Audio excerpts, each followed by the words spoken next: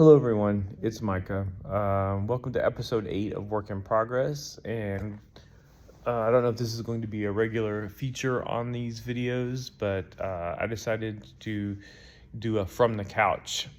Or actually, it's a bed, but we'll call it a couch. Well, there goes my world creation going out the window, being too honest about things. But this is a video I kind of wanted to more do from a more relaxed posture because this is sort of like yesterday's session. I want to do something that's more about therapy, something that's more therapeutic for me, something that's more along the same lines as yesterday. I'll get back to my regular scheduled programming soon enough. But speaking of that, the original purpose of this series was to document and synthesize the things that I'm learning about. And today I did actually dig back into a world literature class that is offered on the edX platform from Harvard. And I'm excited to get back into that. One of my 7 different fields that I'm looking to dabble in is literature. And I thought restarting when I came back upon that, which I had started 4 years ago, which is gives me a sick feeling in the pit of my stomach to say that. Like when I came back upon that, just going through my apps and my web history and all that, I decided that this would be a good entry point, an easy entry point into the literature side of things. And it's where I originally started off when I was doing a literature based study curriculum, trying to design something for myself to get back into the habit of consuming important books and publications. It made me sick to my stomach because to realize that it was 4 years ago that I began that particular endeavor. It doesn't feel like 4 years ago. This was like the middle of the pandemic, and this was when I had all kinds of ambitious ideas about learning new things and doing new things with all the extra time I had because I wasn't going places. And although I am happy to be launched back into that, and I actually did complete chapter 1 on time this week, yay for me. And it's like a 12-week course. I hope I can stay on that, and that can sort of keep me going on the literature side of things. But other than that, I've been a little discouraged today. I left off my last video talking about trying to regain my focus and trying to understand how to get back into the groove of doing things on a schedule, or getting things done in general, because I just have felt very overwhelmed by things. And today isn't over. I still have lots of opportunities to get some things done, but it's tough because I set out today to not go any place special, not take up my time with frivolous things. And when I first got into this space, which is where I do a lot of my stuff, I powered ahead and got a lot of good things done, some just good everyday chores completed. I did some administrative work on a phone, need to get a phone line taken, disconnected. I washed some dishes. I spent some time with Amir. I sketched out a really rough budget for next year. That's all sounds very productive, but it wasn't really what I was here to do today, and it all felt very kind of frivolous and off topic, and to some degree just seemed like I was delaying doing the work that I came here to do, which was to focus, or find a way to focus and get stuff done. And I think I'm just stuck in a corner with all this. the only way to really get stuff done is to do it. And the more I read threads about on Reddit or Quora, or just doing general web searches, or go to the app store and look at all the productivity apps, the more I go in circles and look at all these tools that are available to help people get stuff done, the more I just realize that to some degree we're kind of all talking in circles about this idea of getting stuff done. There's a book that I had started reading, and I made it about halfway through to this point. And I can't remember the name of it, but I have been reading it off and on this year or this past year. And the thesis of the book is that we've lost touch with what time really is. We think that, especially in Western cultures, we think that time is this measurable quantity. In fact, as I'm recording this, I see the timer on the video from my phone saying that I'm at 6 minutes and 15 seconds. We think of time in that way as this measurable quality, and the way to control time for ourselves, the way to use time properly, is to allot 15 minutes or 30 minutes or an hour or some discrete period of time to the task that we want to accomplish. And then do that sequentially and just schedule out our days and ultimately our lives according to this, and therefore make the best, most rational use of our time and understand exactly where the time is going, rather than getting lost in rabbit holes and wasting time doom scrolling, or going down a TikTok or a YouTube rabbit hole, like watching video after video, or just everyday things like daydreaming or joyriding, or just one of my favorite pastimes has always been just sitting in a coffee house and just watching the world go by, watching people just live their lives, do their out in public. And since I'm not an overly social person on my own, I do like to be around people. And so just knowing I'm in the presence of other people and participating in in the hustle and bustle of life without actually feeling hustled and bustled myself, that's my thing. And I've spent hours at a time indulging this activity, because it kind of just feels good to me. But it's a lot of it is finding the balance, because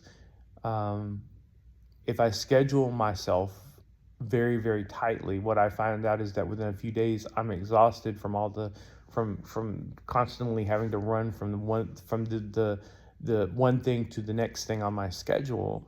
And then the second that something unexpected comes up, and it's life, so something unexpected always does come up. Or it's not even that it's unexpected, it's that I don't properly anticipate that it's going to happen. Like if I say, well, I'm going to have lunch at this particular time, and then something comes through on my work email, or something comes through in the chat, and someone says, hey, do you have a minute to chat?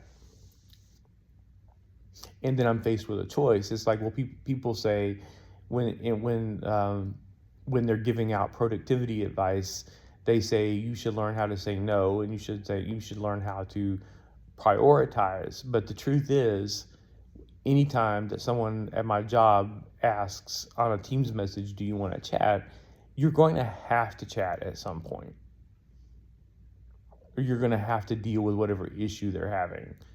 And on top of that, if you try to minimize or redirect them into something that you feel is more appropriate for the amount of time you have, then you run the risk of being seen as not a team player.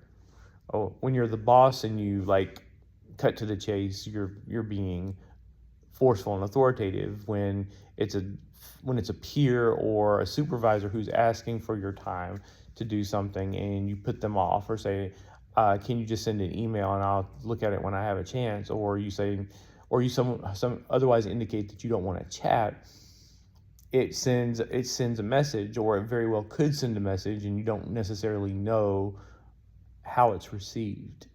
So it's not an easy decision, and it's also arguably not even time effective, because the anxiety that it produces could create, a minute or two of paralysis on my part. If I said, "Oh God, I don't want to," I really want to eat lunch now. I said I was going to eat lunch, and then I was going to do this thing and that thing to stay on schedule.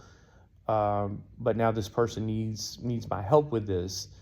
Um, the it becomes analysis paralysis, and then I spend 5 minutes debating whether or not to answer the team's message, and then it becomes, and even if I do decide to turn down the offer to chat, I find myself replaying it in my mind for who knows, days, hours, or days afterwards.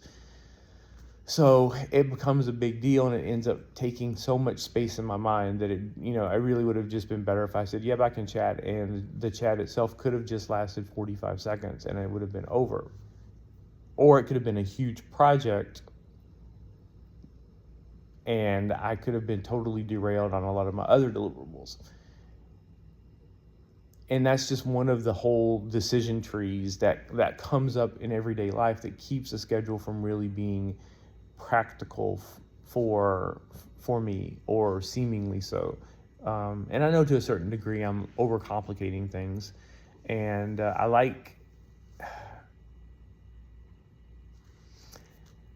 it's rough. I do overcomplicate things, but the thing is, I feel like I've tried it both ways. I've tried just waking up every morning and winging it every day and saying, "Look, I have a general idea what it is I want to get done.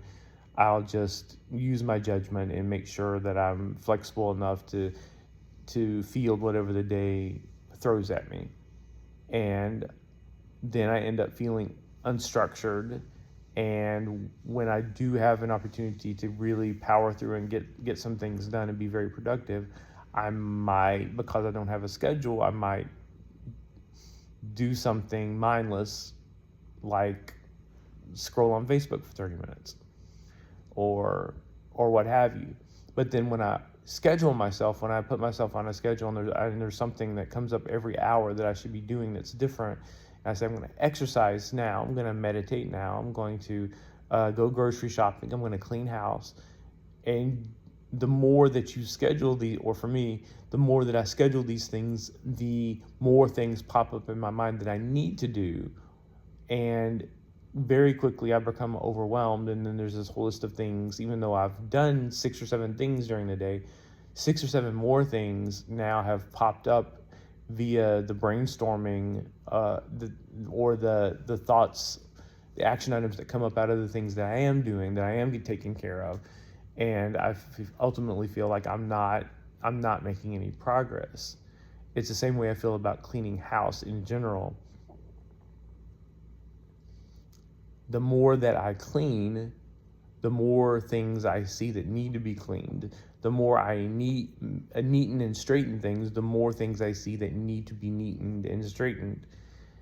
And it becomes very overwhelming to me. And then at that point, my what I'm inclined to do, or what I feel the urge to do, is make a list, a long-term list, where I organize this thing on this day and then this thing on this day. And then that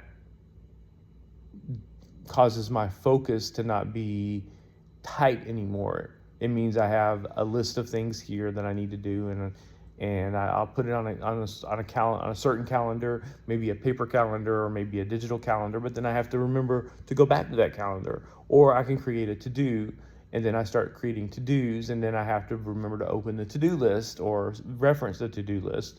Or I can say, well, I'll set myself a reminder. I can't miss it if my phone is pinging me. But then all it takes is my phone to ping me 6 or 7 times in a day for me to get so annoyed and overwhelmed by the pings that I cut all of it off and start from scratch again. So it's just this endless cycle of scheduling, feeling smothered by the schedule, and then trying to go more freestyle with it, and then not getting anything done because I don't have anything scheduled. and if I go middle of the road with it, that doesn't really seem to work either, because to the extent that I don't schedule my day, if let's say I schedule a lot of open time in my day, but I to deal with the odd things that come up, or just for me to like decompress and not do anything in particular, have downtime, then during the periods of time that I'm not scheduled, I will experience all of the lack of motivation that I have normally when I have a whole day not scheduled. And during those times when I am scheduled, I'll feel overwhelmed and like I can't meet the schedule. So it just breaks the day up into different kinds of frustration. So maybe the answer is, and maybe there is no answer, maybe it's really just this moving target that for me anyway, I'm trying to generalize, but I guess this is really just for me. Maybe I just have to make peace with the fact that being organized and getting stuff done is a moving target. Different approaches are going to work at different times.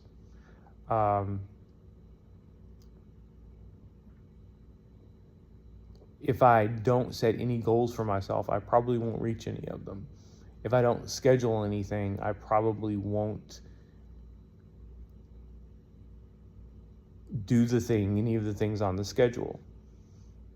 Or I won't have the awareness to know that I didn't do certain things because it just didn't pop up. It didn't happen for me. So if that makes any sense, I feel like I've been rambling since the beginning, but I feel like I'm really starting to ramble now. But I'm just trying to make the most sense out of it at this point. So I really want to come out of this day, because I said this is what I would get done today, a game plan for maintaining focus. So I think I just have to be okay with using maybe the same philosophy that I use when it comes to organizing things. Now, I'm not the best at organizing things. I mean, I am really good at it. I'm not the best at following through and organizing lots of things in my life, because even when I set my mind to it, I'm good at it. But there's all kinds of things that I have to kind of turn a blind eye towards, so I don't get overwhelmed, because as you can tell from this video, I get overwhelmed pretty easily. But the overall philosophy I have about organizing things in your house, or no, just say in one's house, is that you never stop organizing. You can't just throw everything into a compartment and forget about it. It's not like the library. Your life is not like the library. It's not the Dewey Decimal System.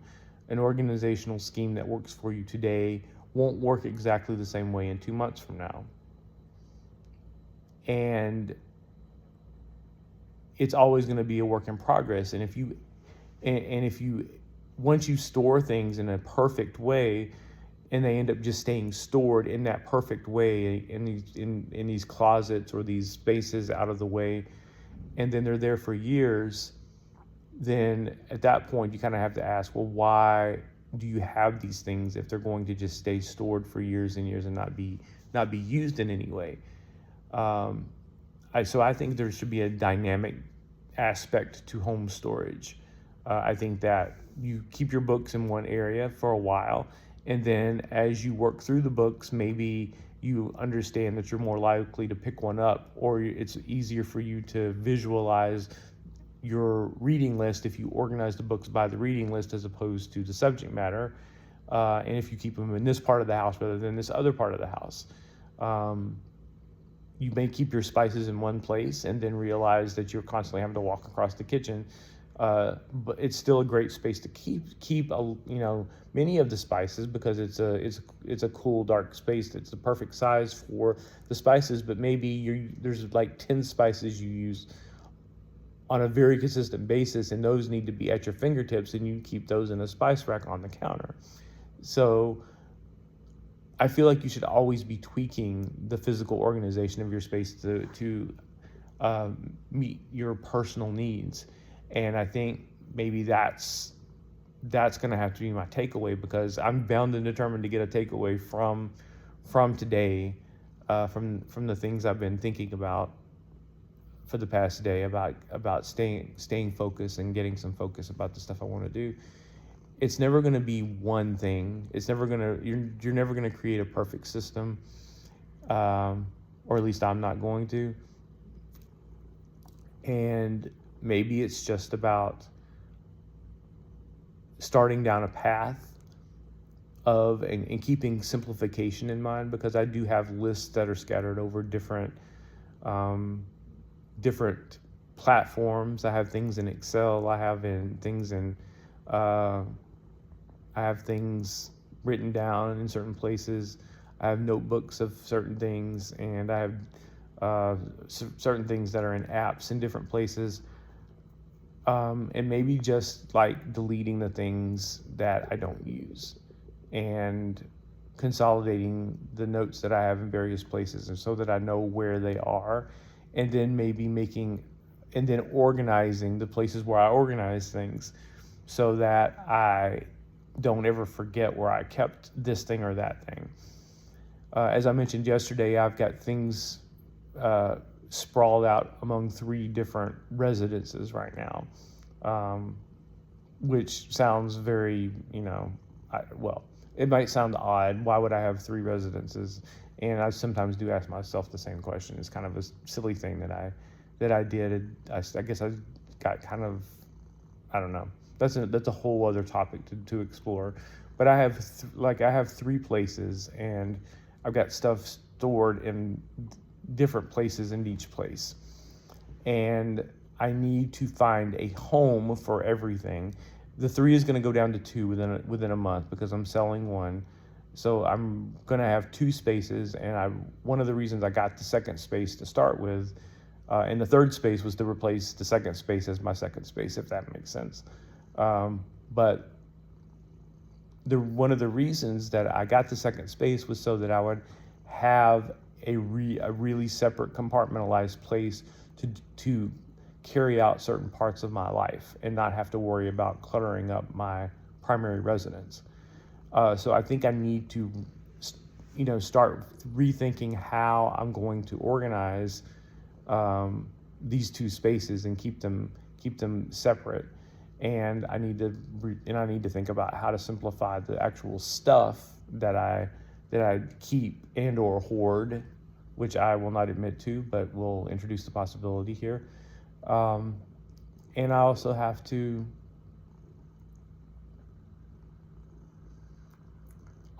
think about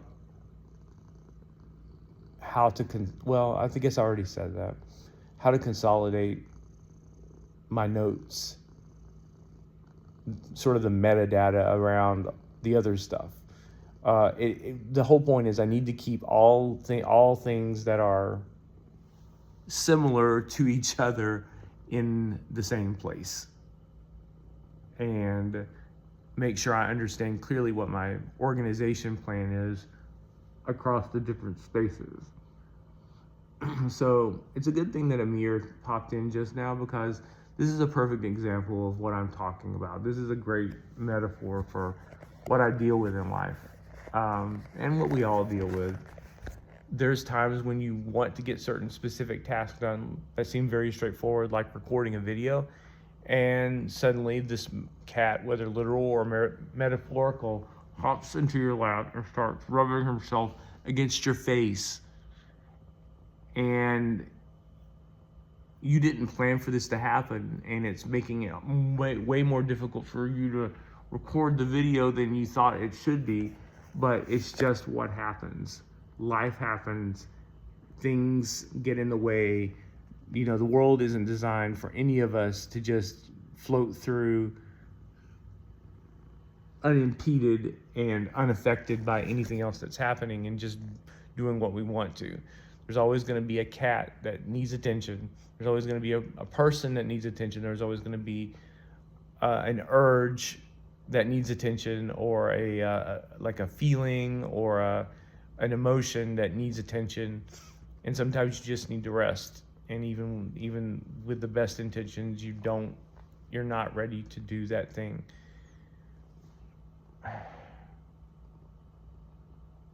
I almost literally can't talk now because my cat's face is in my mouth. This is such a great metaphor. Get down. Oh my God. Like, I tried to work with the metaphor angle of it, but it's just like, this is it. This is what really just, yeah, you can see how frustrated I am when I can't even like do the most basic thing that I want to do, and I can't even, when I get to a point where I can't even talk because of something like this that just seems outrageous and absurd, but it's a real thing that happens. And I feel like all the time I'm confronted with these outrageously absurd things that are keeping me from just living my life and doing the things that I want to do. Sorry, Amir, I didn't mean to call you outrageously absurd, but he is sometimes. So, like, I guess the solution is there is no solution. You just got to keep working towards it. Last thought before I sign off. There's these people who talk about focus and dedication and discipline. One person off the top of my head that I think of is Dwayne Johnson, who obviously has a very rigorous physical regimen, and there are other people who religiously follow these fitness and wellness routines, or who rigorously follow these intellectual or academic endeavors. I was sitting next to a guy in a food court the other day who was ranting and raving over the phone about how fitness and wellness is such a way of life with him, and being very dismissive of the rest of us who can't buckle down and just make their life about fitness, and when I see these people and I think about how disciplined they are, it just makes me feel inadequate. It makes me wonder, like, what is wrong with me that I can't apply that level of discipline to my own life? And I wonder, I just wonder, is there something? Are they just deeply unhappy people who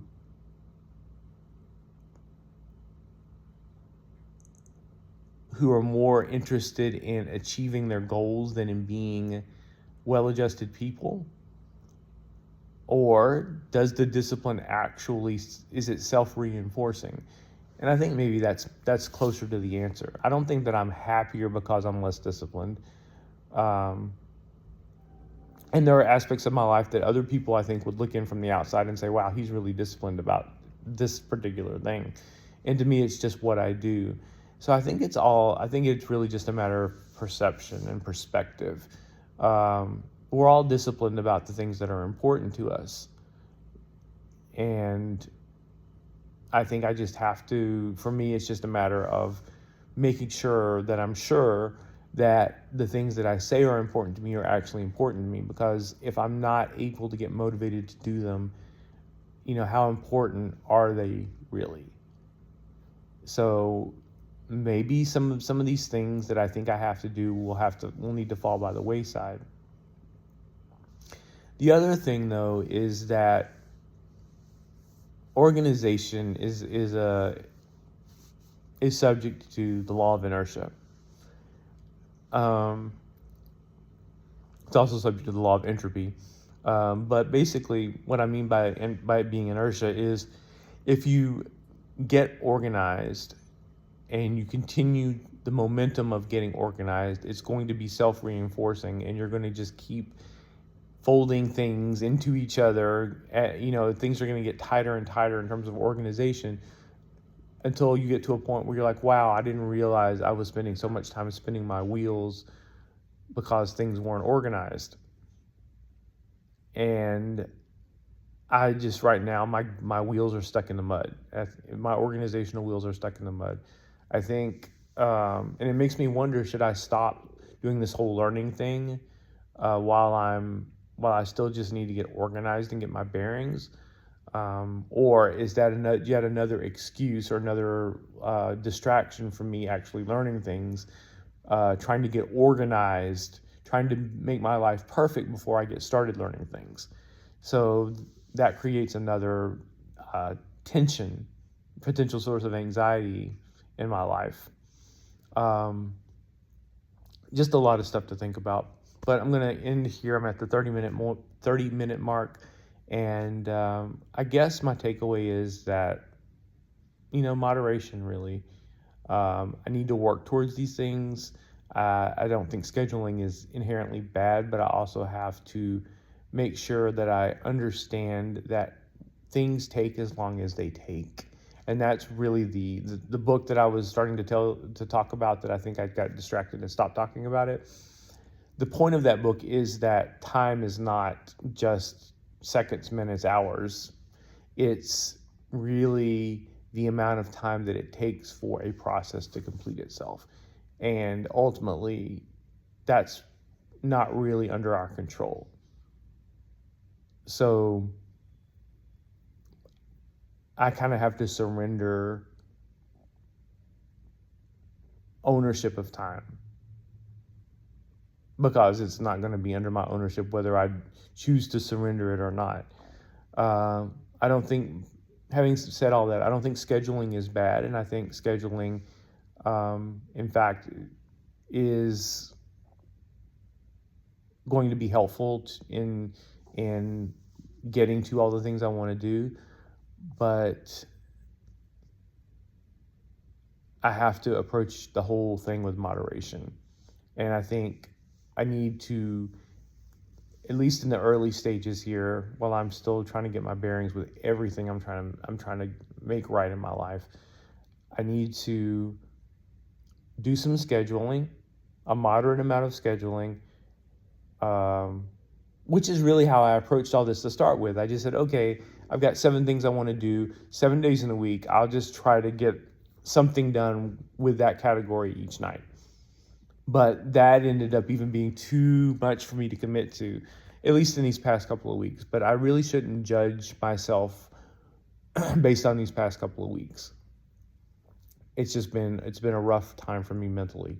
So I'm not going to do that. I feel like maybe I was on the right track, but I also need to add some components of organization to my scheduling. And I think if I spend some time each day organizing, maybe just 30 minutes a day on housework and 30 minutes a day on organizing, that I can make enough progress to start feeling better and better about those aspects of my life. And those will just help grease the wheels of everything else I have going. So you know what? I guess that's my takeaway, that I really wasn't that far off to start with. So I'll take that with me, and I will move forward from that. And hopefully tomorrow night's video will be a little bit more in line with the usual things that I've said I'm trying to do. And we'll report back then. So until then, this is our special From the Couch, episode 8, signing off.